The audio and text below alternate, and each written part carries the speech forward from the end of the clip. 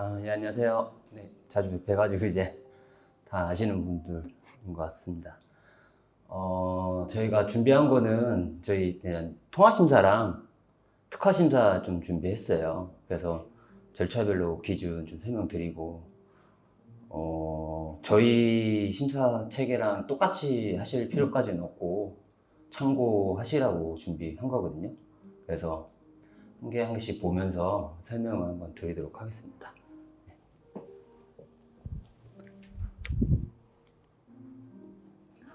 그래서 저희 이제 세 가지 이제 그 분류로 준비를 했고요.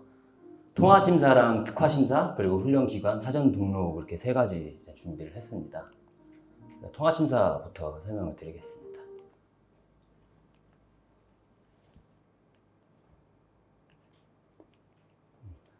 저희 이제 통화심사 훈련 과정은 모든 과정이 전부 다 NCS 적용을 이제 해야 되는데 여러분 찾아가는 직업훈련은 NCS가 이제 적용이 의무가 아니잖아요. 네, 저희는 무조건 개발된 훈련 직종 모두 다 NCS를 적용을 해야 돼요. 그래서 편성 비율은 이제 저렇게 앞에 슬라이드에 나오는 것처럼 원래는 공단에서 이제 그 NCS 훈련 과정을 인정받기 위해서는 원래 훈련 기준을 70% 이상 활용을 했어야 돼요. 그런데 저희가 이제 고쳤죠. 저희 신평원 내에서. 공단이랑 협의를 해서 70%에서 60%까지로 줄였습니다. 그러니까 이건 국기죠, 국기. 국기는. 그리고 원래 여기에는 기재가 안 되어 있는데 시합자 계좌제 훈련은 저희가 40으로 줄였어요. 40으로. 그 외적으로 이제 법정 직무 교육이나 재직자 교육 같은 경우에는 이제 40% 또는 NCS를 자율 적용을 해도 돼요. 근로자 과정 같은 경우는 허용을 한 거죠. 단 그런데 합당한 사유가 있어야만 저희가 그 면제를 해줍니다. 근데 그 합당한 사유라는 거는 말 그대로 그 NCS 기준을 활용하지 못하는 그런 사유를 기재를 해가지고 그 사유가 합당하다면 저희가 인정하고 있습니다.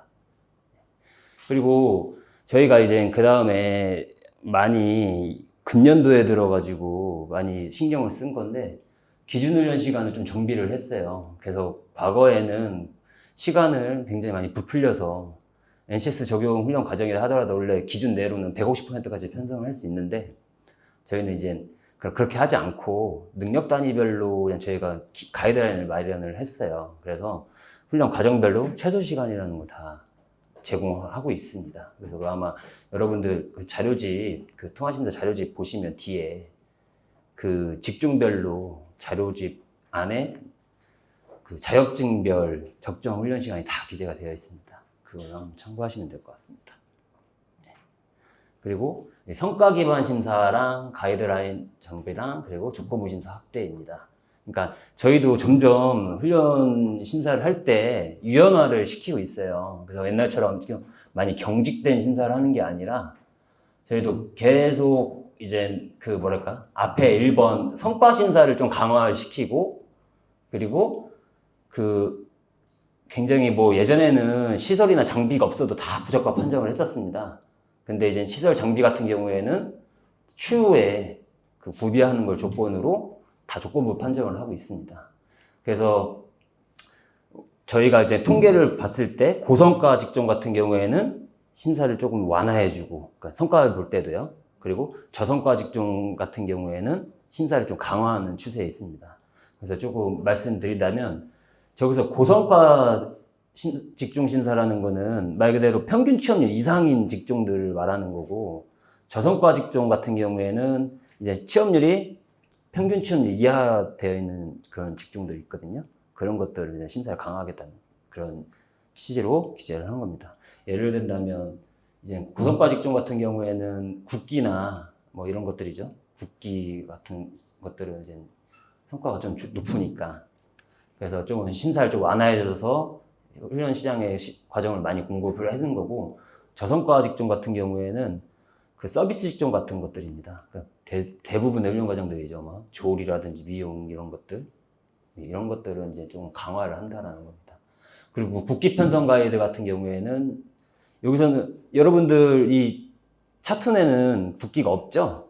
그러니까 계좌제만 인정하니까 제가 좀 넘어가고 여기 밑에 보시면 계좌제 같은 경우 조리, 요양, 간호, 장례 이런 것들은 아까 전에 앞서서 말씀드렸다시피 저희가 지금 일정 부분의 가이드라인을 다 제공을 하고 있어요. 그래서 뭐 자격증 취득 과정에서는 어떤 능력 단위를 다 써야 되고 뭐 자격증을 위한 뭐 실기 과제 같은 것들 있지 않습니까? 그런 것들을 다 능력 단위를 매칭을 해서 제공을 하고 있습니다. 국기는 넘어가도록 하겠습니다. 이제 신청 자격입니다. 신청 자격에 있어서 이제 1번이랑 2번 이렇게 있는데 여러분들 대상은 이제 사실 실업자 계좌제밖에 없잖아요. 실업자 계좌제. 혹시 재직자도 되나요? 차트니? 재직자 훈련? 아, 그러면 여기서 이 실업자 계좌제랑 여기 재직자 개인 이 두 가지만 이제 차트내에 해당되는 사항이에요. 그래서 여러분들 거랑은 조금 특히 다른 건 뭐냐면 저희가 신청 자격을 되게 면밀하게 봐요. 저희는. 신청 자격을. 그래서 밑에 위에 보시면 그 시행령 제12조, 17조, 22조에 따른 시설 또는 기관만 들어올 수 있습니다. 그러니까 예를 든다면 뭐 평생교육원이라든지 학원, 직훈시설 뭐 이런 것들이죠. 이런 기관들만 다 들어올 수 있고 차툼 같은 경우에는 조금 많이 열어둔 걸로 알고 있어요. 그래서 저희 보시면 이따가 다음 페이지에 보면 나올 테지만 뭐 고용부 장관이 인정하는 시설 이런 것들이 굉장히 조금 넓혀놓은 거잖아요. 시설 유형을. 그래서 저희도 이번에 그 플랫폼 훈련이라든지 또는 그 노사협력형 훈련 사업을 또 추가를 했어요. 거기 보시면 실업자 계좌제 과정인데도 불구하고 직군시설이라든지 학원이 아니라 사업주가 들어온 거거든요. 사업주까지도 인정하고 있다 생각하시면 될 것 같습니다. 그리고 두 번째가 이제 인증평가인데 이 차트내는 인증평가를 면제해주고 있죠. 지금 인증평가를. 그래서 단 인증유예만 아니면 인증유예 기간이 아니면 인증을 보유하지 않더라도 들어올 수 있는 걸로 알고 있습니다. 지금 차트는. 근데 저희는 그 인증평가는 무조건 3년 이상 보유한 훈련 기간만 대상이 된다라고 생각하시면 될 것 같습니다. 근데 이미 너무 많은 몇 년 동안 그래서 인증평가를 진행했기 때문에 차툰에 들어오는 기관들도 대부분 이제 인증을 받은 기관일 거라고요. 거의 대부분. 근데 그리고 뭐 좀 특별한 사항에 있어서는 또 아예 인증을 한 번도 안 받은 훈련기관도 가끔씩은 들어오겠죠. 여러분들이 좀 발굴을 한 것 같더라고요. 보니까 각지 인재별로. 그래서 그렇게 발굴해가지고 좋은 사업주가 들어오는 것도 나쁘진 않은 것 같습니다. 그리고 세 번째는 이게 조금 여러분들이 항상 질문이 많이 했던 실시간능 직종 부여한 것과 그리고 NCS 확인 강사를 등록한 것만 저희한테 들어올 수 있어요. 그래서 실시간능 직종에 대해서 이제 조금 저희한테 요청한 것들은 이제 한 번도 인증평가를 받지 않은 훈련기관들이 대부분 많이 요청했을 것 같습니다. 그리고 이제 그 외에 이제 기타 인증평가를 보유한 훈련기관들은 대부분 실시간능 직종을 아마 기존에 부여를 받고 있었을 거예요. 그래서 실시간능 직종을 안 받고 들어온 거는 사실 조금 법령상으로 좀 문제가 있어요. 그렇기 때문에 그것까지는 여러분들이 요청을 하면 저희가 이제 저희 신평원의 인증평가센터에다 얘기를 해서 그걸 실시간으로 처리하고 있으니까 문서만 보내주신다면 언제든지 처리하도록 하겠습니다. 그래서 실시간능 직종은 저희가 상시로 받아주는 게 아니라 심사 공모 전에 이제 한 2달 정도 열어놔요. 근데 이제 여러분들이 차트는 심사 같은 경우에는 수시 심사다 보니까 엉엉이 들어오다 보니까 이제 그게 처리가 안 되는 거거든요. 그래서 사전에 뭐 전화 아니면 저희 신평원 내 그 박재홍 대리가 있으니까 그 친구한테 요청을 해놓으면 실시간으로 처리하도록 하겠습니다. 그리고 NCS 확인 강사입니다. NCS 확인 강사는 저희가 사전에는 이 NCS 확인 강사를 도입된 배경이 뭐냐면 기존에는 훈련기관이 알아서 훈련 교강사를 찾아서 그 실시간으로 자기네 본인의 행정지원 서비스에다가 등록 강사를 올려요. 그 다음에 계속 끌어다 쓸 수 있었어요. 그러다 보니까 이제 개인정보보호법 때문에 이제 훈련 교강사가 퇴사를 했음에도 불구하고 각 훈련기관에서 그 동의를 받지 않은 강사가 배정이 돼가지고 심사가 돼요. 실질적으로 퇴사하고 없는 훈련 강사인데 그 훈련 교강사를 배정을 해서 심사 신청을 한다는 거죠. 그래서 사실은 이 차툰 처음 인큐베이팅 할 때, 그때 이제 원래는 저는 그래도 이 실시간 직종이랑 NC 사행 강사는 도입해야 되지 않겠느냐, 이 차툰에도 라고 생각을 했는데, 여러분들 훈련 사업이 지금 현재 그 전산구현이 안 됐잖아요. 다 그냥 종이 서류로 이제 받는 걸로 알고 있는데, 그렇다면 이제 NC 사행 강사는 적용할 수가 없는 거거든요. 저희는 이제 다 자동으로 이 HRNet 상으로 다 통제가 되니까. 근데 이제 뭐 여기는 그 서류에다가 기재만 해서 제출하는 형식이기 때문에 NCS 사행강사가 도입이 어렵습니다. 근데 추후 장기적인 방안으로는 여러분들도 NCS 사행강사를 그러니까 심사 시스템부터 그냥 구축이 돼야 되겠죠. 그래서 그 다음에 이제 NCS 사행강사를 여러분들도 도입을 하는 게 훈련 시장에 바람직하지 않을. 이게 저희 통화심사 체계입니다, 여러분들. 좀 많이 복잡하죠. 복잡한데, 저기 이제 기본요건 심사랑 직종분류 검토가 있습니다, 중간에. 그리고 이 직종분류 검토는 이제 패스페일 형식으로 하는 심사가 아니에요. 그래서 이거는 저희가 직종분류 검토, 그러니까 말 그대로 바꿔주는 겁니다, 그 직종을. 근데 사실 이 찾아가는 직업 훈련 같은 경우에는 그 NCS 적용이 그 제외되니까, 그러니까 자율 편성할 수 있으니까, 제가 직종분류 검토가 원래 더 면밀하게 좀 돼야 돼요, 여러분들. 그래서 지금 어떻게 심사를 하고 계신지 잘 모르겠지만, 직종분류 검토로 인해서 훈련비가 결정되는 형식이거든요. 그러니까 그거는 어찌됐든 통화심사나 차툰이나 똑같이 NCS 기준단가를 지원하는 직종분류 검토가 면밀하게 돼야지 합당한 훈련비가 책정이 되는 거거든요. 그래서 지난번에 여러분들 앞서서 한 심사 결과 보니까 NCS 적용을 좀 많이 하죠. 근데 훈련기관들이. 그러니까 이게 좀 어찌됐든 편하잖아요. NCS 훈련 기준을 쓰면 편한데, 그렇다 하더라도 그럼에도 불구하고 그 NCS 비적용 훈련 과정으로 신청한 과정 같은 경우에는 그 해당 직종 코드를 찍고 온 게 합당하게 부여가 됐는지는 면밀하게 검토가 돼야 돼요. 어차피 그 NCS 비적용 훈련 같은 경우에는 훈련기관에서 스스로 쓰는 거잖아요. 그렇기 때문에 그 훈련기관에서 선택한 코드가 소분류 단위 그 신청한 소분류랑 적정한지는 꼭 직종분류 검토를 통해 가지고 심사를 해야 됩니다. 그리고 그 다음 이제 기본요건 심사가 앞서서 설명드린 거예요. 그러니까 말 그대로 직종분류 검토를 해서 이게 제대로 맞는 걸 하는 거에 취지가 있잖아요. 왜냐면 사람들이 알아도 A 직종보다는 B 직종으로 웬만하면 B 직종처럼 보이고 싶어서 하는 동기가 있는 거잖아요. 그거를 조금 설명해 주세요. 그 말 그대로 동기라는 게 제가 면밀하게 검토를 해야 된다는 게, 그 동기라는 건 말 그대로 훈련비예요, 훈련비. 그러니까 NCS 지원 단가로 인해서 훈련비가 결정되는 시스템이다 보니까 조금 더 높은 단가의 직종을 찍을 수가 있다는 거예요. 그러면 말 그대로 돈인데 이게 다 가는 거죠, 그게. 그래서 저희가 뭐 장기 과제로는 저희 신평원 내에서도 검토하고 있는 건데, 이 융합 직종으로 할 수 있지 않습니까? 융합 직종으로. 그래서 뭐 소분류가 3개나 4개 정도 걸치는 이제 그런 훈련 과정이 나올 수가 있어요. 근데 저희는 지금 현재는 시스템이라든지 훈련 기관들의 편의상 가장 높은 비중을 차지하는 소분류의 직종을 따라가게끔 되어 있어요. 그러니까 그게 주직종이 되는 거거든요. 그렇게 하고 있는데, 이제 그러다 보니까 만약에 뭐 거의 근소하게 5대5로 편성했을 경우에 이왕이면 1시간 정도가 더 비싼 단가라고 하는 직종을 1시간이라도 더 추가를 해가지고 높은 비중을 만든 다음에 그 해당 그 직종을 주직종으로 하려고 하는 기관들도 많아요. 그 무슨 말씀인지 아시죠?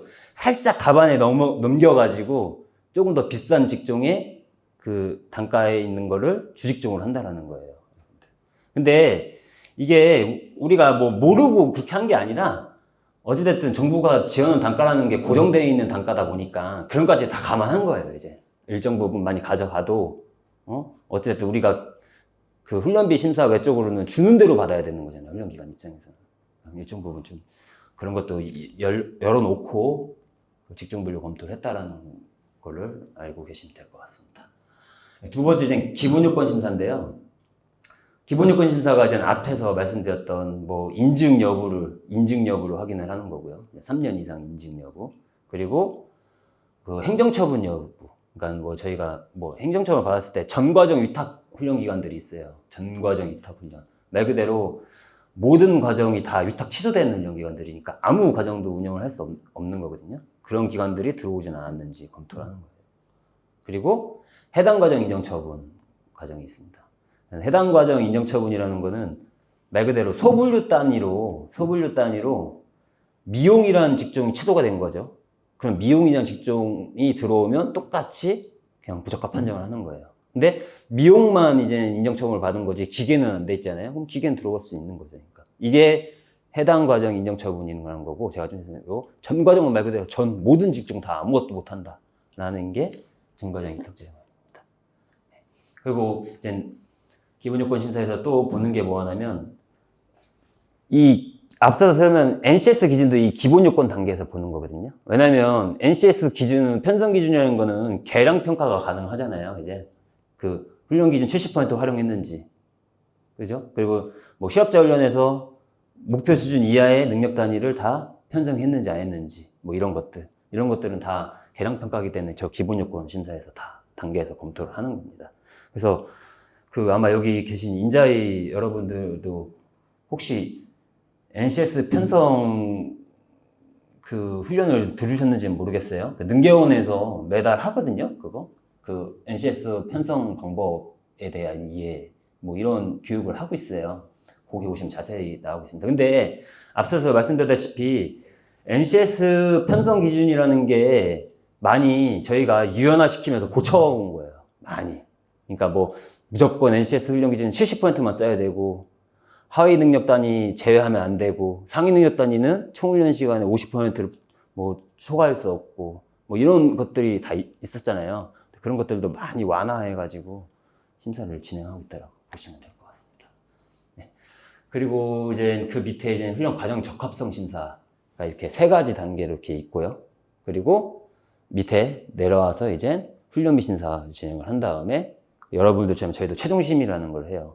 최종 심의를 하고 선정을 하는 그런 절차. 그리고 선정에서 떨어진 훈련 과정은 다시 이의심사를 다시 거쳐가지고 또 다시 승인을 하는 그런 체계로 가고 있습니다.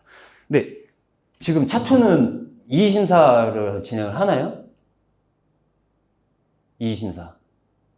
그러니까 한 번 떨어지면 끝나는 건가요?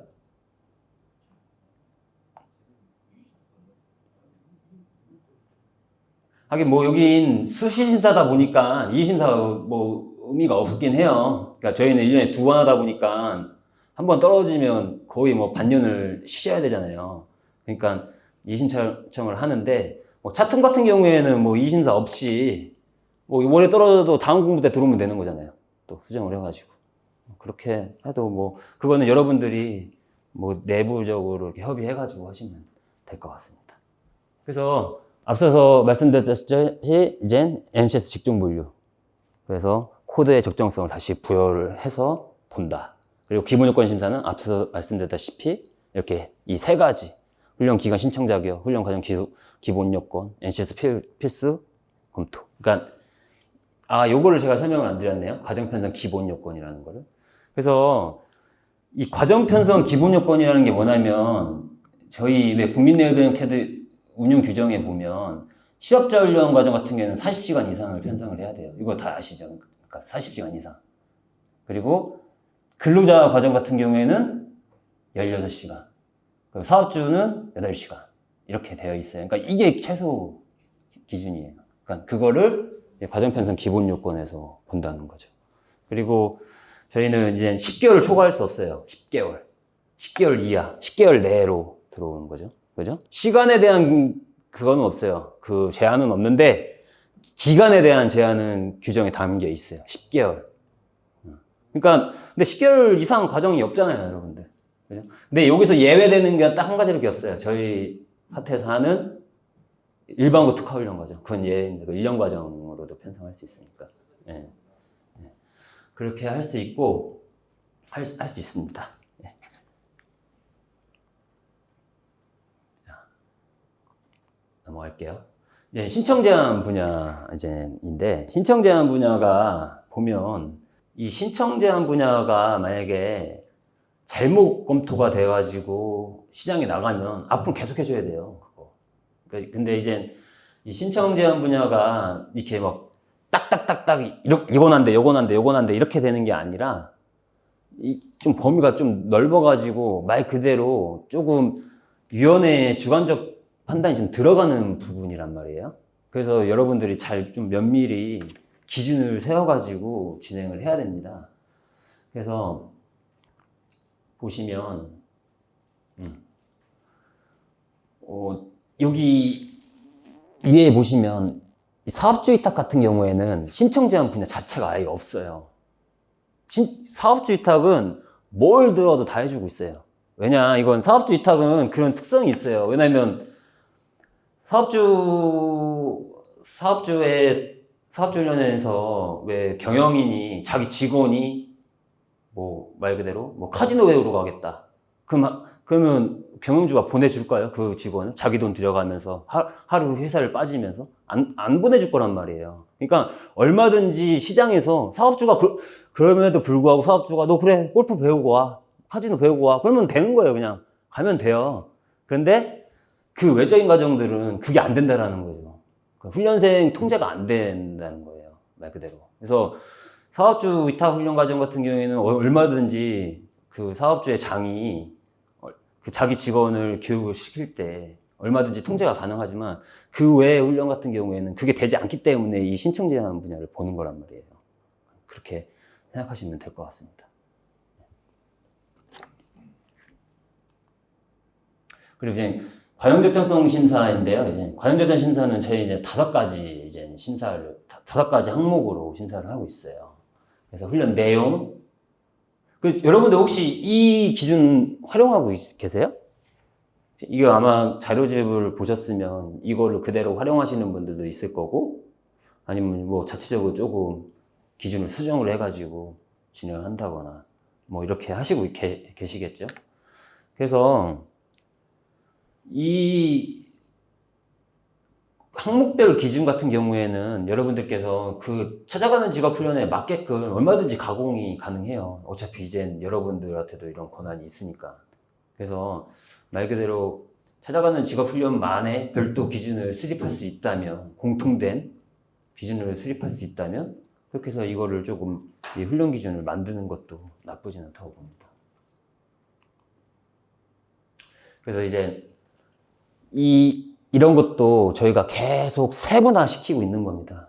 기준을. 그래서 뭐 예를 들면 창업 과정을 들어왔다. 창업 과정. 그러면 창업 관련된 내용이 분명히 있는지 없는지를 내용에서 꼭 검토를 한다는 거죠. 창업 과정에 들어왔는데 회계, 상권 분석, 상법, 마케팅, 홍보 이런 관련 내용들이 있는지, 정말 이 과정을 들으면 창업이 되겠는지 이런 여부들, 이런 걸 심사를 하는 거고요. 그리고 자격증 취득 과정 같은 경우에는 말 그대로 우리가 공단에서 시행하는 필기랑 실기의 그 과제들이 있어요. 그 과제들이 내용에 면밀하게 들어가 있는지를 본다는 거죠.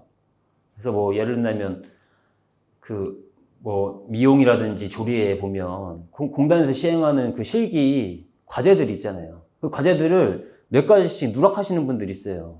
그러면 그런 과정들은 선정이 되면 안 된다라는 거죠. 왜냐면 그 과정을 들어도 자격증을 딸 수가 없어요. 그 과제가 없으니까. 배울 수가 없다라는 거죠. 그래서 이런 것들은 이렇게 많이 면밀하게 심사를 하고 있습니다. 그리고 이제 훈련 방법이랑 교강사인데, 그냥 교수학습 방법이랑 평가 방법을 봐요. 그래서 지금 찾아가는 직업훈련에도 이 방법란이 있죠? 그러니까 능력 단위별, 교과목별 어떤 훈련 방법을 활용하겠다. 그리고 어떤 평가 방법을 활용하겠다라는 이걸 심사를 하는 단계가 이제 훈련 방법 부분이거든요. 그래서 보시면 뭐 이렇게 실기 교과목인데 불구하고 이론형으로 실습을 하겠다. 이건 적절하지 않잖아요. 이런 것들을 이제 저희는 부적합 판정을 한다는 거예요. 그리고 뭐 포트폴리오 형식으로 해야 되는데 다른 형식으로 평가를 하고 있다라든지, 그러니까 교과목별 특성별로 이제 그 훈련 방법 평가를 진행을 하는 겁니다. 그래서 왜 거기 공단 홈페이지 ncs.go.kr 그 사이트 가시면 그 모듈이라고 있거든요. 모듈? 거기에 보시면 능력 단위별 평가 방법이랑 그 훈련 방법이 일정 부분 나와 있어요. 거기에. 그래서 그거를 좀 많이 활용을 하고 있거든요. 저희도. 그래서 평가 방법이랑 그 훈련 방법이 한 12가지씩 될 거예요. 거기 나열되어 있는 게. 그래서 그거에 대한 정의서부터 시작해서 어떤 능력 단위에 활용할 수 있는지에 대해서도 거기에 기재가 되어 있습니다. 그거를 좀 참고하시면 될 것 같습니다. 그 다음은 이제 훈련 교강사인데, 훈련 교강사는 앞서서 저희 같은 경우에는 NCS 확인 강사만 들어올 수 있다고 말씀드렸잖아요. NCS 확인 강사에 한해서. 근데 저희가 NCS 확인 강사를 등록할 때 최소 요건으로 보는 게 근로자 직업능력 개발법 시행령 27조예요. 저거는 일정 부분 돼야지 NCS 확인 강사를 등록을 할 수 있는 거거든요. 그래서 그 직업력 개발법 시행령 27조에 해당되는 게 뭐냐면 그 국가기술 자격증을 취득한 자, 제가 지금 드리는 건 다 5월이에요, 5월. 그리고 학사를 졸업하고 1년 이상의 강의 경력이 있는 자, 그리고 학사 졸업 안 하고 그냥 단순히 경력 중에 현장 경력이 1년 이상 있는 자, 그리고 뭐 기타 고용노동부의 장이 정해서 훈련을 실시할 수 있다라고 판단되는 자, 뭐 이런 식으로 되어 있거든요. 그래서 그 중에 하나만 되면 NCS 확인 강사로 등록이 될 수 있는 거기 때문에 제가 27조까지는 충족이 돼야만 NCS 확인 강사로 등록할 수 있어요. 근데 여러분들은 그런 단순한 걸 보는 게 아니라 이제 능력 단위별로 살펴봐야 된다는 거죠. 이제 그러니까 최소 요건인데 적정성 검토는 여러분들이 할 수 있는 거거든요. 적정성 검토. 예를 든다면 뭐 기술사 과정으로 들어왔어요. 기술사 과정. 근데 기술사를 취득하기 위한 과정인데 배정된 교강사는 뭐 기능사밖에 없는 자가 들어가 있는 거죠. 이거는 안 된다라는 거거든요. 그러니까 그런 것들을 여러분들께서 검토를 해야 되는 거예요. 그리고 또 그럼 다음 페이지에 있는지 볼게요. 안 되는데. 그러니까 예를 든다면 헤어 과정이 들어왔어요. 근데 강사가 배정이 되었는데 강사가 미용 경력은 엄청나게 많으세요. 미용 경력은. 미용 경력에 한 게 뭐 피부, 네일, 메이크업 이런 것들. 이런 것들에 대한 자격증도 있고 경력도 많은데 헤어에 대한 전문 능력이 없는 거죠. 이런 것도 보는 거예요, 여러분들. 그래서 그런 것들이 좀 어려워요, 사실은. 그래서 심사 시간도 좀 많이 걸리는 거고.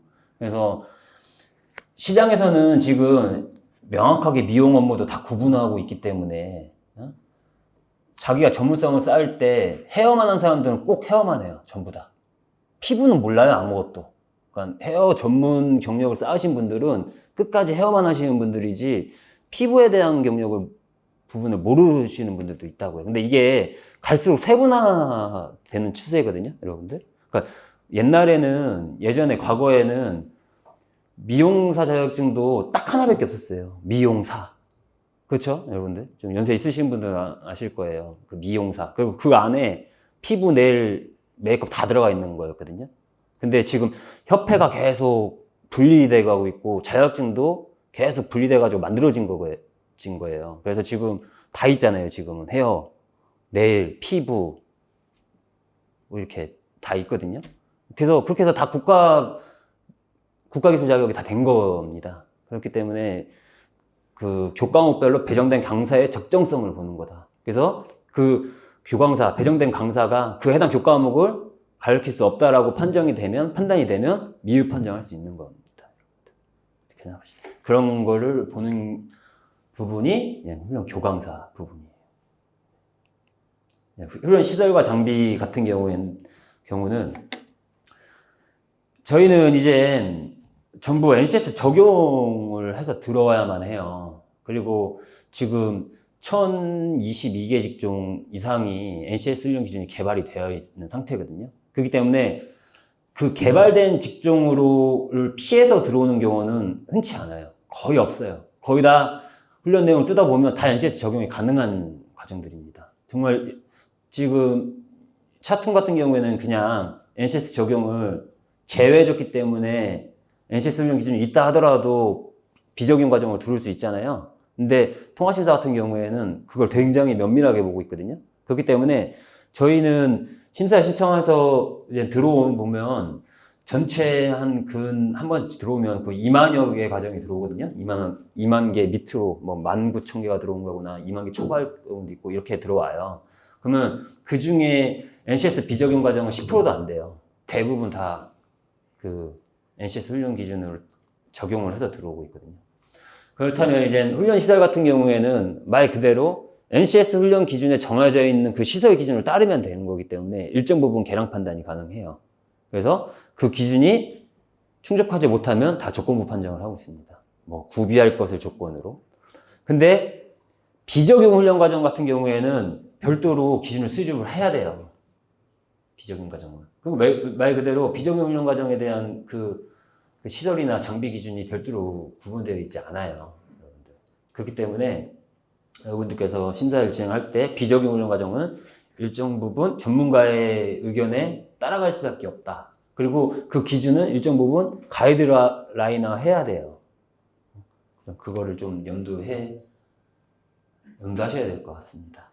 그래서 앞서서 계속 이게 제가 설명을 할 때 패스페일 방식으로만 설명을 드렸잖아요. 근데 여기 옆에 보시면 우수성 판단이라는 게 있지 않습니까? 우수성 판단.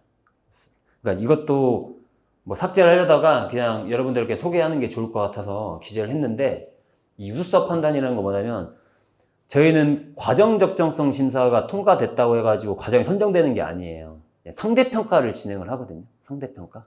그러면 이제 조금 이해가 되시죠? 상대평가를 하려면 만약에 10,000개를 뽑아야 되는데 12,000개가 들어왔어요. 그럼 2,000개는 떨어뜨려야 되는 거거든요. 2,000개는.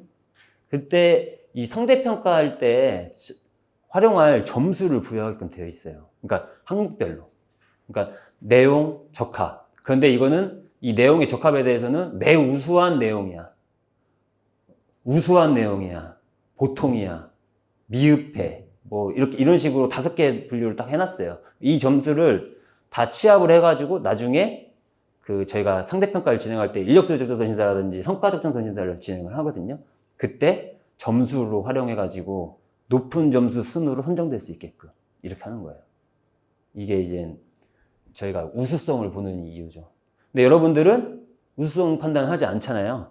필요도 없고 사실. 왜냐하면 여러분들은 그냥 패스페일 형식으로 하고 있으실 거잖아요.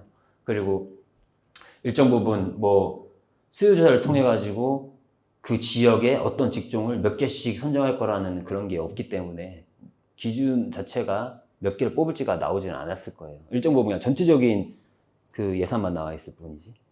그렇게 생각하시면 될 것 같습니다. 유수성이라는 게 그렇게 해서 항상 보는 거다. 근데 이것도 기준을 여러분들께서 선정하기 나름이에요. 그러니까 뭐 각 인자이별로 뭐 우리 지역의 미용은 한 10,000명 규모로, 너무 10,000명 너무 많죠. 한 500명 규모로 뽑을 거야. 근데 제안 들어온 거 보니까 뭐 700명, 800명 정도 들어왔어. 그러면 그때 500명에 맞춰가지고 뽑을 때 이런 기준을 활용을 해야 된다는 거죠. 그러니까 뭐 그런 일이 발생할지 안 발생할지 모르겠지만 어떤 특정 직종에 많이 쏠리는 경우가 여러분들도 있을 수도 있잖아요.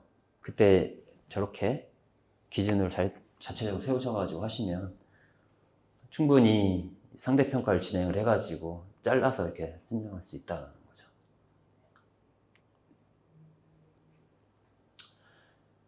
이제 이게 제가 좀 전에 말씀드렸던 성과 적정성 심사입니다. 이거는 이 성과 적정성 심사가 말 그대로 계자제 심사에만 적용이 되는 거예요. 계자제. 시업자 계자제. 근데 이제 우리 인자위 분들과 저희는 그걸 하잖아요. 수요조사를 하잖아요. 인자위에서 일정 부분 수요조사를 해서 가지고 저희가 그걸 활용해 가지고 지역 직종별 국기에 대한 그 지역 직종별 그 선정 물량을 산출을 하지 않습니까? 근데 계좌제는 그런 게 없어요. 계좌제는 아시다시피 그 지역 직종별로 몇 개를 뽑겠다는 게 아니라 그 지역 직종별로 하위 몇 %를 자르는 그런 절차예요. 이해하시겠죠? 그러니까 무한대 선정을 하는데 신청된 과정에 하위 몇 %만 자르는 거거든요. 그런 식으로 진행을 하는 게 성과 적정성 심사입니다. 그래서 아까 전에 앞서서 말씀드렸다시피 직종의 운영 성과를 고려해서 기준 점수를 지정을 한 다음에 기준 점수 이하인 과정을 다 떨어뜨린다든지 뭐 이런 식으로 기준을 저희가 만들어 가지고 그 하위 직종들 그러니까 뭐 1000개에서 한 100개 정도 밑에 있는 과정들은 다 자른다든지 이런 식으로 해서 진행을 하고 있습니다. 그러니까 지역 직종별 몇 개를 뽑겠다는 게 아니라 하위 몇 % 이런 식으로 자르는 그런 형식이라고 보시면 되거든요. 그게 성과 적정성 심사입니다. 그래서 이게 지수예요, 지수. 우리가 어떻게 그거를 그 점수화 해가지고 자르겠느냐. 그 점수화를 한다고 말씀드렸잖아요. 그래서 그 직종 취업률, 직종 고용 유지율, 훈련생 만족도, 훈련 이수자 평가 점수, 그리고 중도 탈락률, 그리고 이 성과 창출 가능성 있죠, 이게 앞서서 말씀드렸던 그 우수성 심사예요. 내용, 방법, 시설, 장비. 그거에 대해서 충족을 하지만 같은 충족은 아니니까 매우수한 충족, 우수한 충족 이런 식으로 해서 점수를 이렇게 부여를 하는 겁니다. 이렇게 해서 성과 창출 가능성 점수 15점 해서 100점 만점을 해가지고 점수를 다 과정별로 부여를 해놓는 거예요. 그래서 하위 과정들은 선정해서 탈락시키는 이런 형식이라고 보시면 될 것 같습니다. 네, 이번에 이게 원래 우리 훈련 기준에 그 자료집에 나가 있는 풀 기준인데 저희가 1년 전부터는 이제 코로나 때문에 훈련 그 심사 기준 대폭 완화했어요. 왜냐면 지금 훈련 시장이 좀 많이 침체되어 있기 때문에. 그래서 저 기준은 제가 여기에 기재했던 기준은 최신 기준과는 좀 다를 수 있는 부분이 있습니다. 그거는 좀 감안하고 보시면 될 것 같습니다. 이게 이제 여러분들과 같이 하는 인력수요 적정성 심사입니다. 인력수요 적정성 심사는 말 그대로 16개 시도별로 지역 직종별로 몇 개를 뽑겠다라고 과정을 다 해놓고 그 다음에 앞서서 말씀드렸던 저 성과 앞에 성과 지표랑 좀 비슷해요. 국기도 이렇게 성과 지수랑 성과 창출 가능성 점수를 합해가지고 나래별 세우는 겁니다. 그래서 지금 여러분들도 아시고 계신 바와 같이 이제는 과정수로 환산하는 체계가 아니에요. 이제 인원으로 책정합니다. 인원. 그래서 여러분들 아시죠? 인원으로 하고 있다는 거. 작년부터인가? 그래서 인원으로 하고 있습니다. 그래서 그 지역 직종별로 몇 명, 이런 식으로 인원이 되어 있어요. 예전에는 이게 과정이었거든요. 과정으로 환산해서 나갔다면 지금 인원으로 산출해가지고 배정해 주시는 방식입니다. 그래서 원래는 과거에는 국기가 선정이 되면 뭐 우수훈련 기간은 5회차 운영, 그리고 일반 기관 같은 경우는 1회나 2회 이런 식으로 운영할 수 있게끔 되어 있는데 지금 인원으로 하다 보니까 회차가 가는 게 없어요. 말 그대로 A라는 훈련 기간에 500명, 그럼 500명 동안 계속 하는 거예요. 500명이 찰 때까지 계속 회차 추가를 계속 하면서 그렇게 해서 진행을 하고 있다라고 보시면 될 것 같습니다. 근데 그 외에는 이제 훈련비 심사랑 유효기간 연장 심사랑 조건부 심사가 이렇게 있습니다. 그래서 여러분들 조금 행정이 좀 편하게 되려면 이 유효기간 연장 심사 같은 걸 해줘도 괜찮아요. 유효기간 연장 심사. 성과를 측정을 해가지고 일정 부분의 성과를 도달했다고 생각하시면 한 번 더 연장해 주는 거죠. 별도 신청 없이 1년 더 연장. 이런 식으로. 이게 이제 유효기간 연장 심사고요. 그 훈련비 심사 같은 경우에는 지금 차트내 훈련비 심사 신청했던 사례가 있나요? 없죠. 없을 거예요. 그 차툰 지금 130% 주고 있잖아요.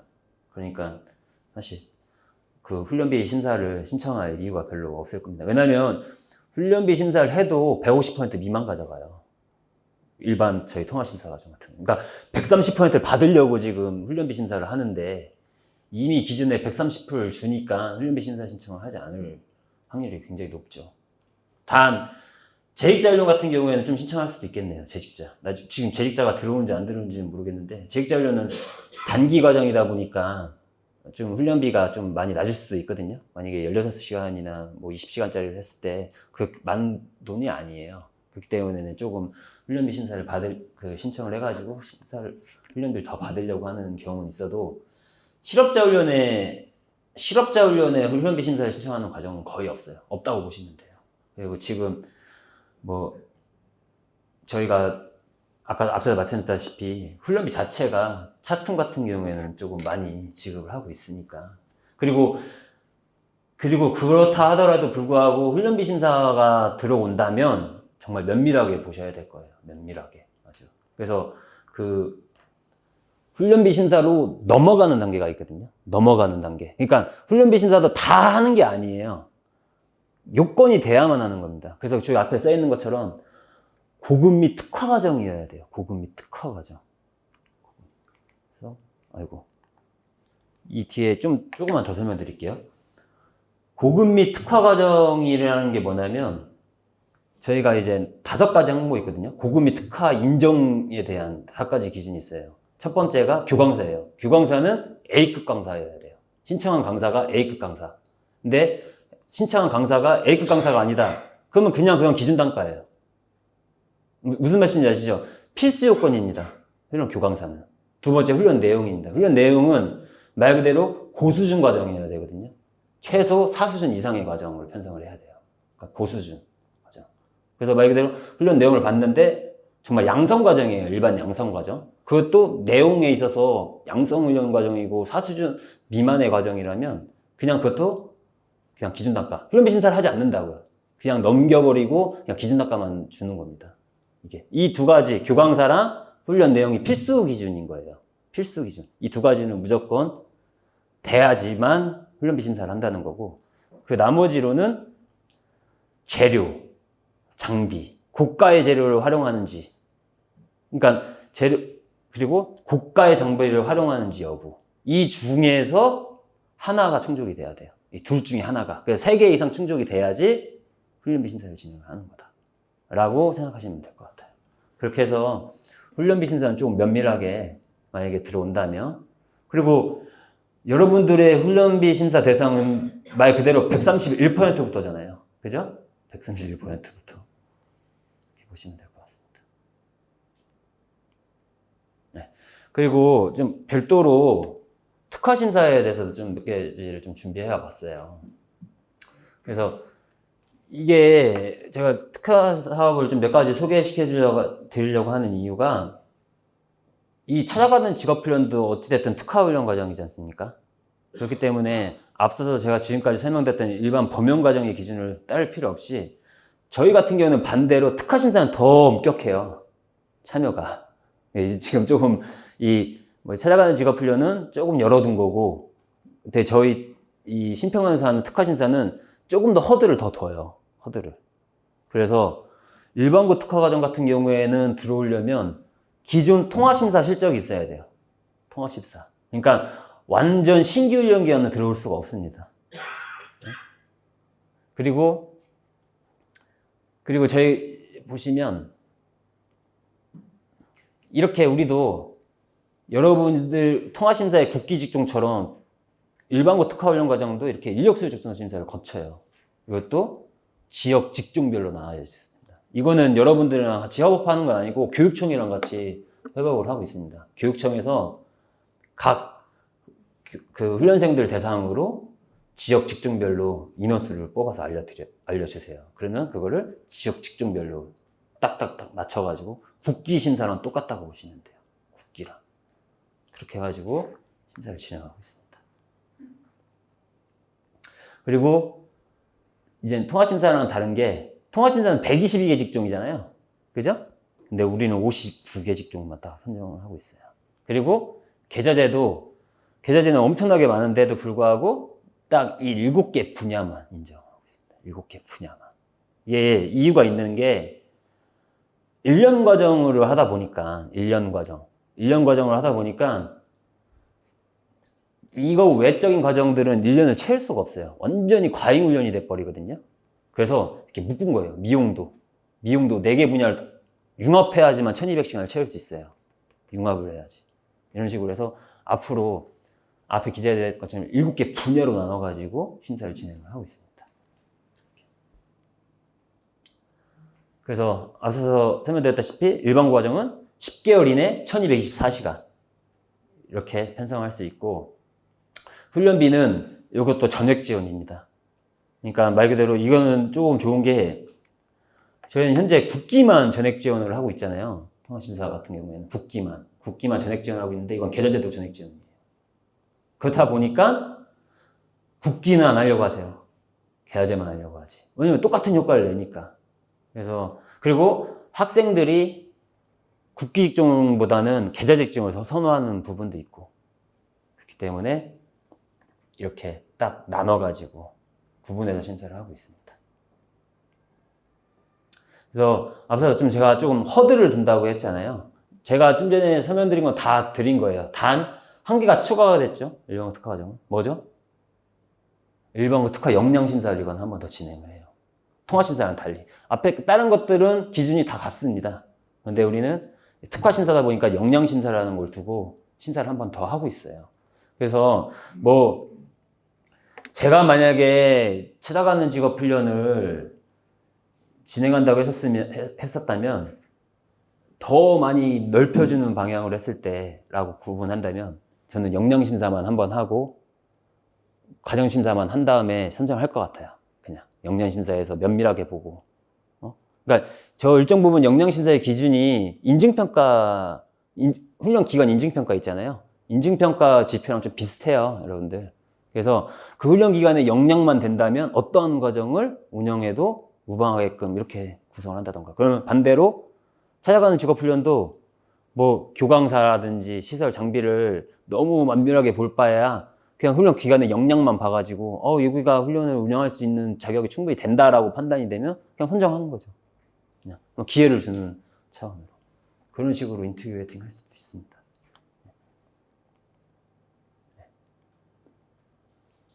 이제 끝으로 과정평가형 자격도 한번 준비를 해봤어요. 그래서 저희 훈련 국가기술 자격에는 검정형이 있잖아요. 검정형. 지금 여러분 차트에도 들어오는 검정형. 그리고 저희 통합심사에도 들어오는 검정형. 이게 이제 검정형은 말 그대로 필기, 실기 해가지고 검정을 해가지고 자격증 따는 거예요. 훈련을 들은 다음에 실기, 필기, 실기 따가지고 자격증을 취득하는 게 이제 검정형인데, 이 과정평가형 자격 같은 경우에는 말 그대로 훈련을 들으면서 그 능력 단위별 평가를 해가지고 자격증을 취득을 하는 게 이제 과정평가형 자격이잖아요. 그래서 이거는 뭐랄까, 이게 그냥 하나의 제도일 뿐이에요. 과정평가형은 하나의 제도. 그러니까 검정형을 할지 과정평가형을 할지는 훈련기관에 선택하는 거고. 근데 저희가 이제 이 과정평가형 자격을 심사를 하는 이유가 있어요. 뭐냐면 좀 확산하려고 하고 있습니다. 지금 이 과정평가형 자격을 검정형만큼 확산하려고. 그래서 이 과정평가형 기준 같은 경우에는 NCS 훈련 기준처럼 딱 개량화된 기준이 있어요. 그래서 그 기능사 과정 같은 경우에는 400시간, 산업기사는 600시간, 그리고 기사 같은 경우는 800시간이에요. 그래서 그 훈련을 들으면서 자격증을 취득하는 거거든요. 내부평가, 외부평가를 받아가지고. 내부평가는 훈련 기관에서 수행을 하는 거고, 외부평가는 공단이 직접 가서 수행을 해요. 전문가들이랑 같이. 그래서 만약에 저희는 이번에 일반고나 통합심사는 과정평가형을 지금 적용하고 있어요. 그래서 통합심사 같은 경우에는 3개 직종을 통합시켰죠. 그 3개 직종을. 그래서 특화심사에서는 빠졌습니다. 그러니까 어떻게 됐냐면, 과정평가형 자격 같은 경우에는 통합심사는 딴 어떤 사업에 다 들어올 수 없었어요. 하나도.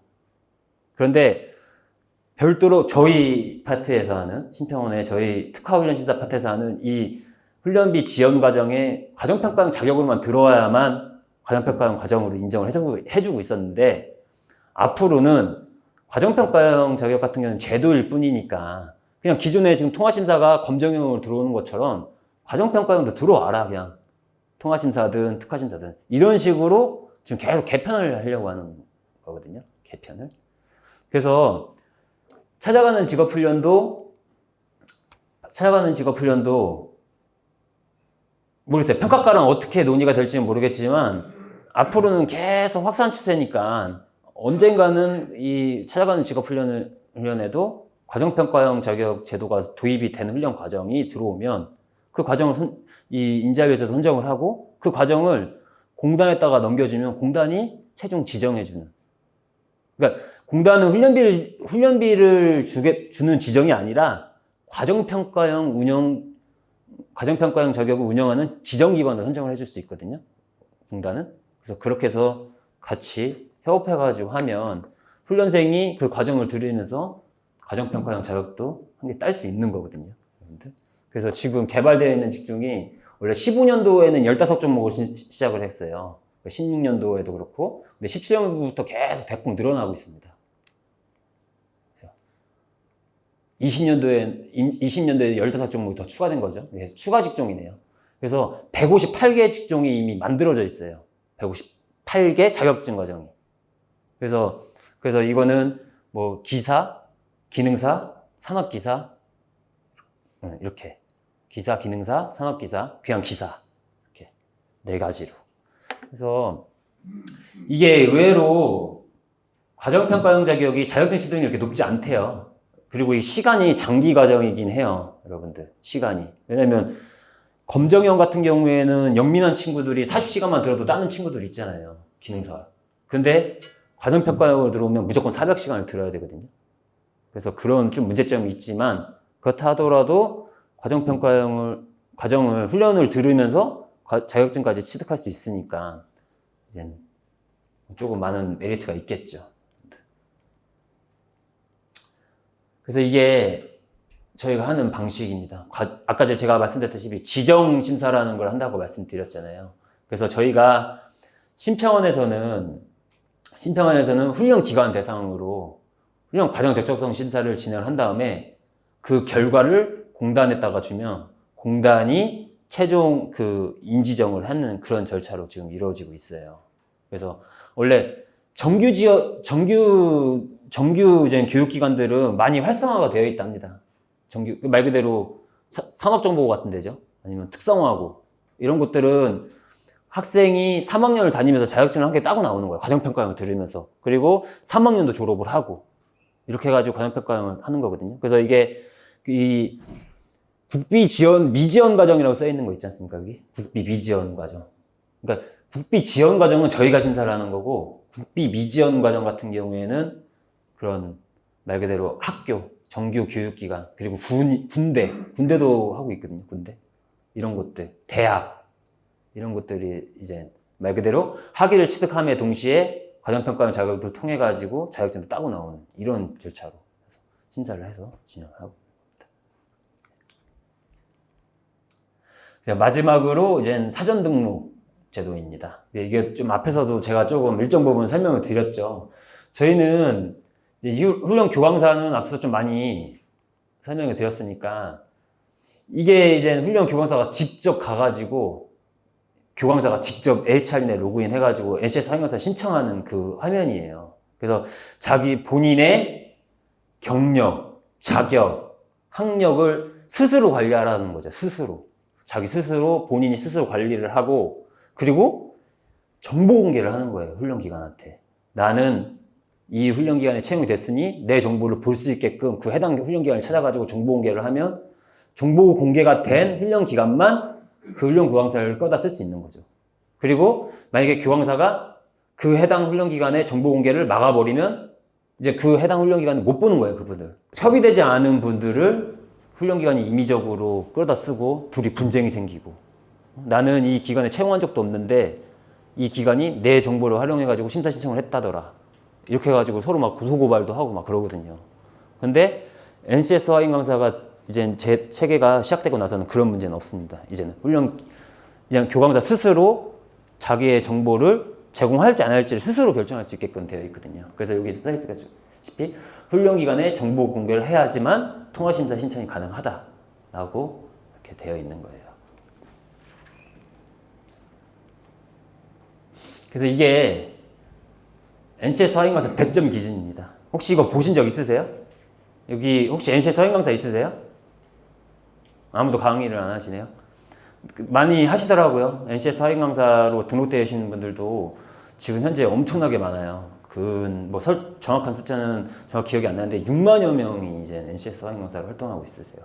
6만여 명이 등록이 되어 있고 약 한 11만 명 정도가 11만 회가 그냥 갖고 있어요. 11만 회는 뭐냐면 1인이 한 개 직종만 갖는 건 아니거든요. 1인이 3개, 4개씩 갖고 있을 수 있어요, 직종을. 그러니까 그런 것까지 합한 명수가 11만.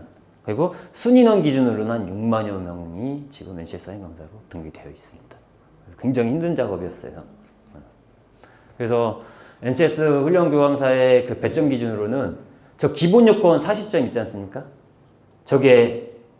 저 기본 요건만 해당되는 사람이 아까 전에 근로자 직업능력 개발법 27조예요. 앞서서 제가 설명드렸죠, 그거 40점. 그래서 기본 요건이 되면 기본 점수를 받는 거예요, 40점을. 그리고 두 번째, 경력에 따라서 1년당 1.5점씩 계속 올라가는 겁니다. 1.5점씩. 그래서 이게 경력 점수는 최대 25점. 그러니까 경력이 30년 돼도 25점을 초과할 수 없다라는 얘기입니다. 그리고 세 번째, 이제 교육훈련 전공 역량. 이라고 해서 뭐 직군기사를 갖고 있는지, 기사를 갖고 있는지, 뭐 이런 식으로. 그러니까 뭐 예를 든다면 기사 자격증을 취득하고 1년 이상, 산업기사를 취득하고 3년 이상. 이럴 경우에는 20점을 주는 거예요. 10점. 기사 취득 후 1년 이상, 산업기사 취득 후 3년 이상 할 경우에는 무조건 20점을 주는 거죠.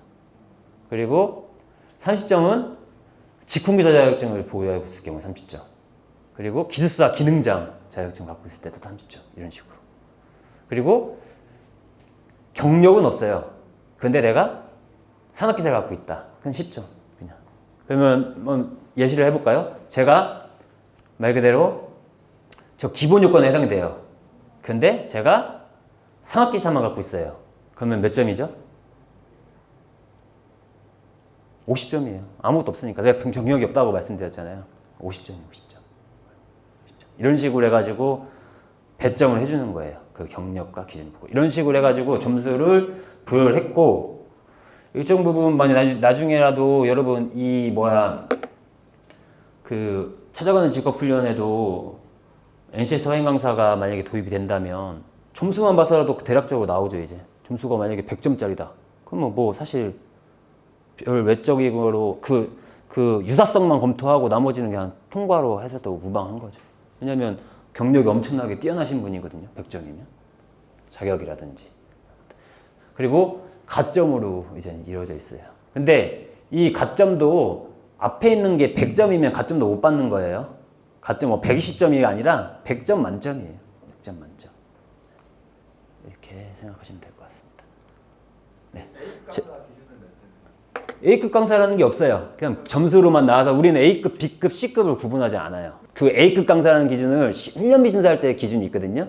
거기에 보시면 뭐라고 되어 있느냐, 뭐 장차관급, 전문 교강사급 이런 식으로 해가지고 A급. 그러니까 그 훈련비 심사할 때는 이렇게만 되어 있어요. 근데 그 나중에 실비 신청을 할 때, 훈련비 심사 신청을 할 때 훈련 교강사 책정 양식이 있거든요. 그게 국가에서 정한 거가 있어요. 그래서 뭐 A급 강사, 장차관급에서 시간당 뭐 25만 원 이상, 뭐 이하, 뭐 이런 식으로 해가지고 되어 있거든요. 그래서 제가 너무 많아가지고 제가 기억은 안 나요. 근데 그런 식으로 A급, B급, C급을 해서 이렇게 나와 있는 거고, 그건 훈련비 심사를 할 때 진행을 하는 거고, NCS 확인 강사를 할 때는 뭐 A급, B급 이런 게 없거든. 단순히 다 점수예요, 점수. 전부 다. 점수. 그리고 이 NCS 확인 강사를 통해가지고 우리가 앞서서 하려고 했던 건 뭐냐면, 물론 그 개인정보 보호도 있지만 빈번한 변경 때문에 도입한 게 더 커요. 사실 빈번한 변경. 그게 뭐냐면, 뭐 예를 들면 A라는 분, 그러니까 뭐 쉽게 말씀드리자면 100점 강사를 썼어요. 100점 강사. 그래서 100점 강사가 들어오면 선정이 되기에는 굉장히 유리한 구조예요. 왜냐면 아까 인력설 적선서 심사 같은 거 할 때도 교강사의 점수가 다 들어가거든요. 그 성과 창출 가능성 점수라고 하죠. 아까 전에 강사 내용 방법에서 우수성을 본다고 했잖아요. 그때 A급 강사를 심사 신청 시에는 신청을 해가지고 배정을 해요. 그 다음에 선정이 돼요. 어찌됐든. 근데 운영할 때 변경해 버리는 거예요. 운영할 때 다 빼요. 그러니까 말 그대로 뭐 제가 기관장이에요. 뭐 기관장이라면 좀 연세도 있으시고 하다 보니까 A급 강사일 수가 있어요. 100점. 그래서 자기가 다 들어가는 거예요. 근데 실질적으로 운영을 할 때는 뭐 경력도 안 되시는 분들을 살짝 바꿔가지고 운영은 다른 분이, 엉뚱한 분이 이제 하는 거죠. 그렇게 해가지고 했을 때 변경을 엄격하게 하려고 도입한 제도예요. 뭐냐면 지금 변경 권한은 저희가 갖고 있지 않아요. 센터가 갖고 있어요. 고용지원센터. 각 고용지원센터에서 변경 인정 신청을 하면 고용센터에서는 그냥 변경해주는 이런 형식으로 하다 보니까 무분별하게 변경이 일어나는 거예요. 막 심사 신청한 강사와 운영한 강사가 다르다. 이런 민원이 계속 나오고 하다 보니까 처음에는 만약에 기존 강사가 100점짜리 강사다. 그럼 무조건 100점짜리로만 무조건 변경을 해야 돼요. 동일하게. 이해하시겠죠? 네. 그렇게 진행을 했었는데 너무 가혹하다. 그게. 너무 가혹하다 해가지고 지금은 대폭 낮춰졌어요. 대폭. 어떻게 낮춰졌냐면 나중에 뭐 규정을 보면 아시겠지만 55점으로 나왔어요. 55점. 55점이 기준 점수예요. 55점이 넘는 강사는 다 변경할 수 있게끔 해줘라. 그냥 확 열어버린 거예요. 그러니까 기존 강사가 90점이었는데 55점만 넘으면 변경이 가능. 이런 식으로 바뀐 거예요. 단 55점 밑으로 떨어지는 교강사는 저희 심평했다가 변경 검토 요청을 해야 돼요. 그래서 할 수 있는지 없는지를 저희한테 검토를 받아가지고 변경이 진행할 수 있게끔 이렇게 이루어지고 있습니다. 그래서 찾아가는 직업훈련도 뭐 과정 수는 적지만 여러분들한테 심사 신청을 할 때는 굉장히 조금 인건비가 많이 높은 운영교강사를 배정해놓고 실제 운영은 다른 분들이 안 한다는 보장은 없어요. 왜냐하면 지금 찾아가는 직업훈련 같은 경우에는 NCS 서행 강사가 다 도입된 게 아니다 보니까 센터에서도 판단 기준이 없어요. 판단 기준이. 그러니까 센터에서 판단할 수 있었던 거는 기준에는 점수였거든요. 기존 강사와 변경 강사의 이 점수를 비교를 해가지고 인정 여부를 검토해 주는 건데 지금 만약에 뭐 어떤 분들은 NCS 서행 강사를 쓰고 어떤 분들은 NCS 서행 강사를 안 썼을 경우에는 판단 기준이 없는 거예요. 지금. 근데 그걸 지금 어떻게 하고 있는지를 저도 잘 모르겠어요. 지금 이 찾아가는 직업훈련은. 그렇게 생각하시면 될 것 같습니다. 예, 제가 이제 준비한 거는 다 끝났습니다. 네, 감사합니다.